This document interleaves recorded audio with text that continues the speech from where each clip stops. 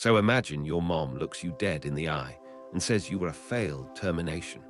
That's exactly what happened to a 15-year-old boy right before his parents got divorced.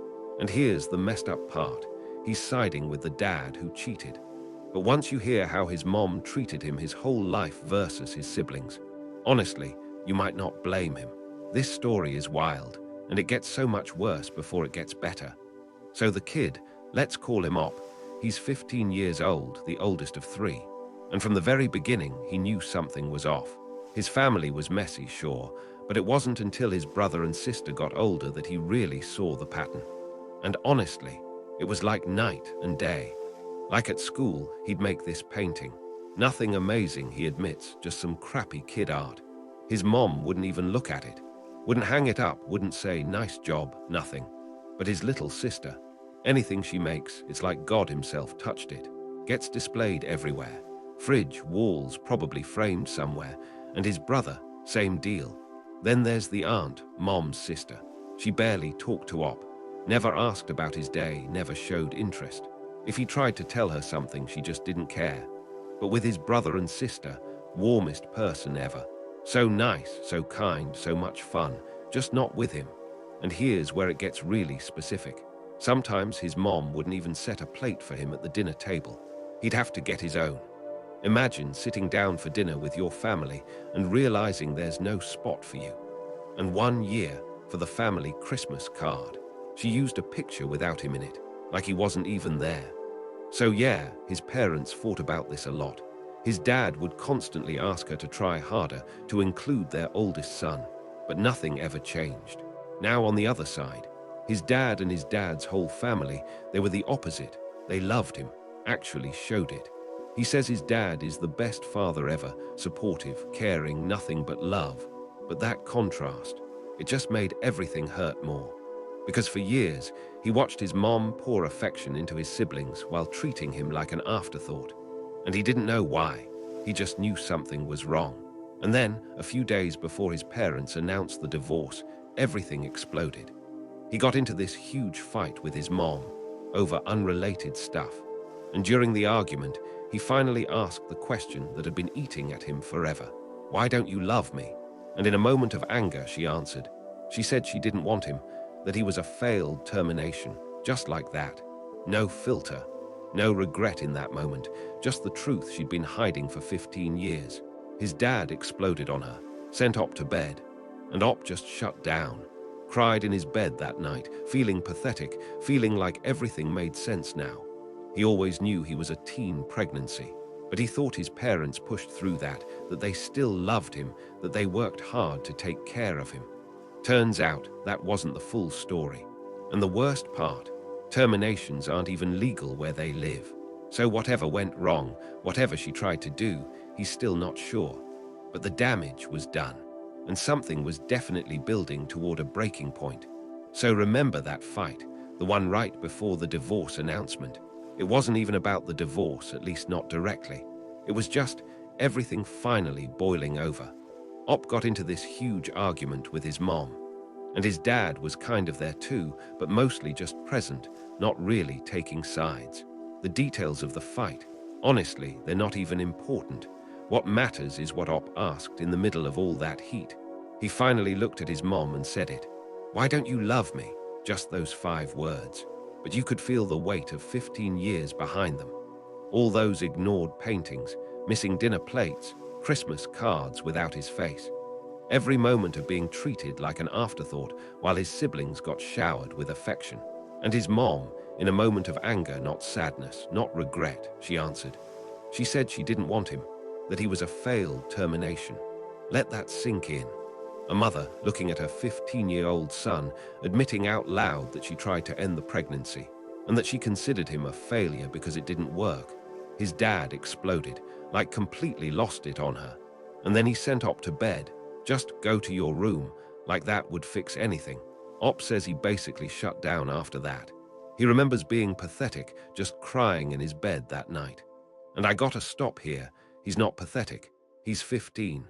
His mom just told him she wished he'd never been born. That's not pathetic, that's devastating. But here's where it gets even stranger. Op knew he was a teen pregnancy. He always knew that, and he really believed that his parents pushed through that tough start, that they still loved him, that they worked hard to finish high school and raise him anyway. And maybe that was true for his dad, but his mom, apparently not. The weird part, terminations aren't even legal where they live. So Op has no idea what actually happened. He guesses she was young and didn't have proper access to whatever she needed. But a failed termination. How could it be a failed termination if it was never legal in the first place? He doesn't understand. And honestly, neither do I. Maybe she tried to do it herself. Maybe she traveled somewhere else. Maybe she just wished it so hard that she convinced herself it counted. We don't know. Op doesn't even know. But here's what he does know. That night, lying in his bed, crying alone, something clicked. Not a good something. A hollow, numb something. Like all the confusion he'd felt for years finally solidified into one painful truth. His mother didn't want him. She had never really wanted him. And that realization didn't free him. It just broke something. He stopped feeling surprised by the way she treated him, stopped hoping she'd change. He just felt empty. And then days later, his parents sat him and his siblings down to announce the divorce. His brother and sister were distraught, crying, confused, scared. But Op, he felt nothing, still numb, still hollow. And that numbness, that emptiness, was about to get tested in the worst possible way. Because his aunt showed up, ready to drag him and his siblings to live with his mom. And Op wasn't about to go quietly. So the big moment comes. The parents sit all three kids down and say they're getting divorced. And Op's siblings, completely distraught, crying, probably confused, the whole thing. But Op, he says he felt numb, just nothing. Like his emotions had already been drained out of him days earlier when his mom admitted she didn't want him. And then his aunt shows up. She's there to take Op and his siblings to go stay with the mom. Just pack up and leave the house he grew up in. And Op finally snaps out of the numbness. Because no way is he going to live with a woman who wanted him terminated and then treated him like garbage for 15 years. So he tells his aunt, his mom, and his dad right there in the kitchen that he's not leaving. He's not going to stay at his aunt's house with his mom. His mom looks sad, apparently, but Op doesn't care. He walks out and goes to his room, but his aunt follows him. She's upset, tells him his siblings look up to him, which is true. He's basically been a third parent, and that he needs to be there for his mother during this hard time. And Op, he says something harsh. He calls his mom a word I probably shouldn't repeat here, but you can guess. That's when the aunt drops the bombshell. She tells Op he doesn't understand, that his dad cheated and that he should support his mom. And here's the weird part, Op's honest reaction. He didn't care. In that moment, learning that his dad cheated meant nothing to him. He says looking back, yeah, it was crap that his dad did that. But right then, he had bigger problems. So he gets mad, really mad. And he brings up the termination, right there in front of his aunt. He asks why he should support someone who doesn't love him and didn't even want him to be born. And then he starts listing everything, every slight, every ignored painting, every missing plate, every Christmas card without his face. His aunt's response. She says it was a complicated situation when it came to him, and that he can't resent his mother for it. Complicated, that's the word she uses. Not wrong, not heartbreaking, not something the mom needs to apologize for. Just complicated. At this point, his parents come upstairs because everyone's yelling, and Op is left alone in his room while they deal with his aunt. But here's the thing that sticks with me. Op didn't care about the cheating. Not then. Not even now, he says. He loves his dad. His dad has always been supportive, always been there. And yeah, cheating is scummy. He admits that. But when he looks at his dad, he just can't bring himself to care about the affair. And he knows that makes him look terrible. He says that himself. But after being told your whole life, directly and indirectly, that you're unwanted, after hearing your own mother say you were a failed termination, the cheating suddenly seems so small. So there he is, alone in his room. His siblings are downstairs with their mom and aunt. His dad is somewhere in the house, and Op is just there, numb again. But this time with a new piece of information that should have shattered him but somehow didn't. Because honestly, he was already shattered. So fast forward a few weeks. Op is staying with his dad now, and his mom, she wants to talk to him, but he just won't, can't, doesn't want to. And on one hand, he feels totally justified. On the other hand, he feels pathetic, because here's the thing, his siblings, they really look up to him. He's basically been a third parent their whole lives. And now, during this horrible, messy divorce, he's not there for them. He's not helping them through it. He's just gone, living with dad, crying in his room instead of calling them, instead of texting them constantly like he knows he should. He feels like he abandoned them, and that guilt is eating him alive. But then there's the twist, and honestly, it's heartbreaking. His little sister, she's only 8, remember? She overheard that huge fight Op had with his aunt. You know, the one where he brought up the termination and all the years of mistreatment. She didn't understand half of what they were arguing about. But she's 8, so what does she do? She looks it up. She goes online and searches the words she heard. And now she thinks their mother tried to kill Op. She won't take any explanation from anyone. Not from her mom, not from her aunt. She's convinced that her big brother almost died before he was even born, and that her mom hates him, and that this whole divorce is somehow about separating them. She's distraught, completely. And Op's mom and aunt are desperate to explain to her that no, she didn't try to kill him, and no, she doesn't hate him. But the little girl won't listen. Now here's where Op's perspective gets really nuanced, because when he thinks about the termination stuff, he doesn't actually see it as his mom trying to kill him.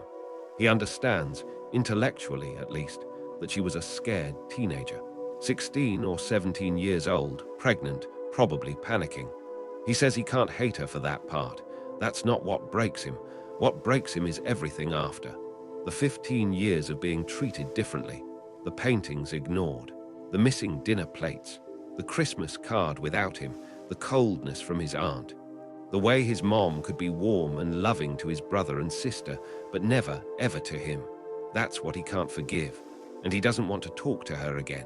Not about the termination, not about the cheating, not about anything. His dad, though. His dad wants him to reconcile, wants him to have a relationship with his mom. And Op knows his dad is trying to be a good man by not alienating him from her.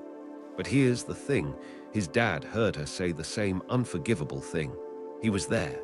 He knows what she admitted, so Op feels lost. So lost.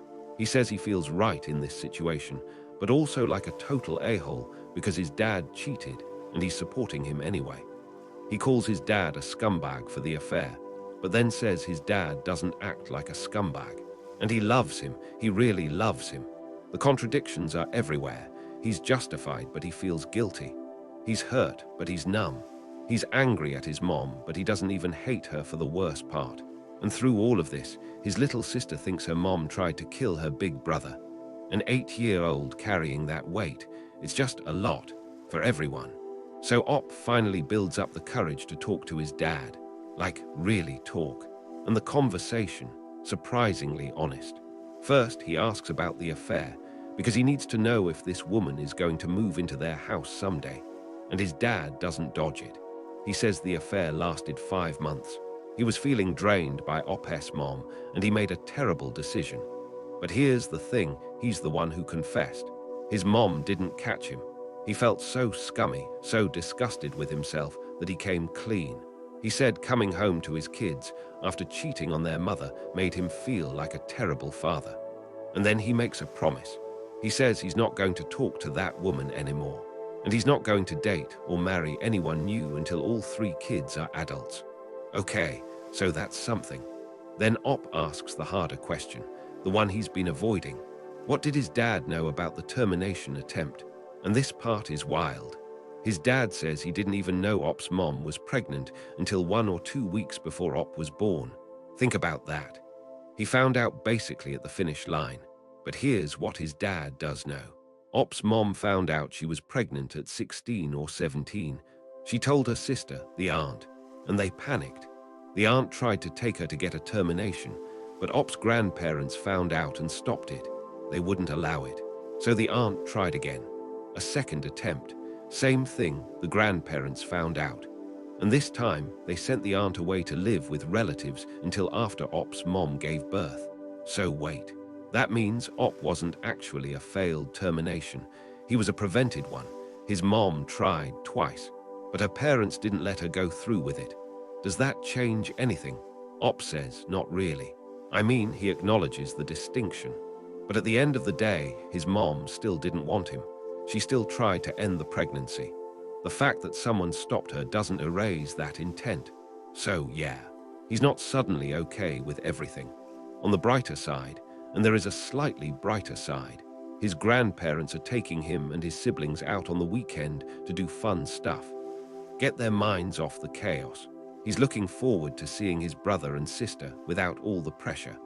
He also started writing, journaling, processing, and he got a lot of advice from people online, including a suggestion to write his mom a letter. So that's what he's going to do. He says he'll give her the letter, let her read it and process it, and then, eventually, have a conversation with her. He doesn't know when. Soon, probably. So he's not cutting her off forever. He's just taking space, healing on his own terms. And honestly, for a 15-year-old dealing with all this, that's pretty mature.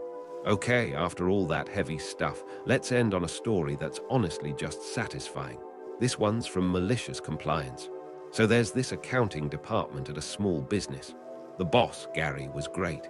Gave everyone autonomy, let them do their jobs. Over time, the narrator picked up a ton of extra duties, stuff not even in their job description. But that's just how small businesses work, right? You wear a lot of hats. Then Gary's boss, Carl, becomes president, and Carl wants to slash costs. Gary made good money, so Carl tries to force a pay cut. Gary refuses. Carl fires him and replaces him with Matt, who is not great. Matt is a micromanager, and he has no clue how anything actually runs. He sees the narrator doing all these undocumented duties and says, "Nope, stop that. Only work on what I assign you." The narrator tries to explain that important stuff will break if they stop. Matt doesn't care. "Not my job," he says. So the narrator stops, just like that. No more supporting software. No more answering customer emails. No more organizing files. And the department starts falling apart. Predictably, the narrator knows they're probably getting laid off soon anyway, but they're also writing a manual, a detailed guide to all their duties to help coworkers after they leave. They keep it on the network drive. Then the layoff comes. No warning. Matt and Carl sit the narrator down, walk them out. Matt won't even let them say goodbye to coworkers. And he's very strict. Don't retain any company documents or information. Sure thing, boss. So the narrator leaves, and the department gets worse. Vendors aren't paid. Payroll is late. Then Matt finds the manual on the network drive. It's encrypted and huge, full of images the narrator padded it with. Matt calls, desperate. "What's the password?" "Sorry, boss, I didn't retain it, but it's in my files." In reality, the password was on an unlabeled sticky note in a random filing cabinet. If Matt really wanted it, he could find it. But that would take effort. And here's the beautiful ending. 3 months later, Carl fires Matt. The department is a disaster. The narrator's coworkers all leave for better jobs. 18 months later, Carl still can't fill any of those positions. The entire accounting department is now run by expensive contractors and consultants.